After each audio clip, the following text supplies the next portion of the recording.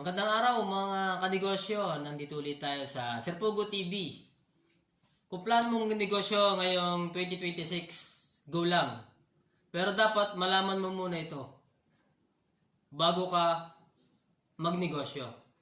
Kailangan ng plano, hindi basta-basta sasabak.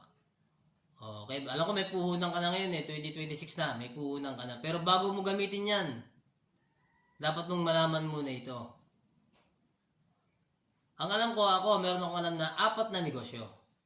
Uri ng negosyo na pwedeng pasukin natin ngayon 2026. One is manufacturing, padalawa is service, patatlo wholesaling, at pang-apat ang retailing.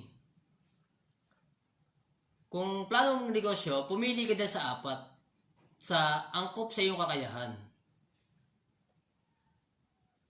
Yung kaya mo at yung gusto mo at pasok sa pagkatao mo.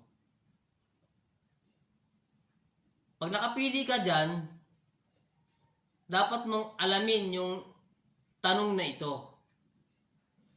Una, ano? Ano ba ang negosyo na kailangan sa lugar namin? Doon ka mo lang pumipisa sa bayan namin na wala ang iba. O meron man, pwede kang makipag-compete sa kanila. Pero in the good way. Hindi masamang negosyo kung may ganun na. Walang problema yon. Pero dapat aalamin mo yung negosyo mo bago mo itayo sa isang lugar. Para hindi agad-agad malulugi. Maraming negosyo na 2 to 3 months, 4 months, 5 months, 6 months, nawawala. Dahil hindi niya nasagot kung ano ang pangangailangan sa isang lugar. Pangalawa, sino? Sino ba yung magiging kliyente mo o customer mo pag tinayo mong negosyo mo? Sino may kailangan nito? Yun. Simple lang. Sino ang may kailangan ng negosyo ko? Pantatlo is kailan? Kailan nila kakailanganin yung gagawin kong produkto o serbisyo? Kailangan mong malaman yun. Hindi kasi araw-araw kailangan talaga. Merong negosyo na patok ngayon, bukas wala. Kailangan mong malaman kailan nila kailangan yung itatayo mong negosyo. Ano, sino, at kailan? Yung 3 tanong na yun.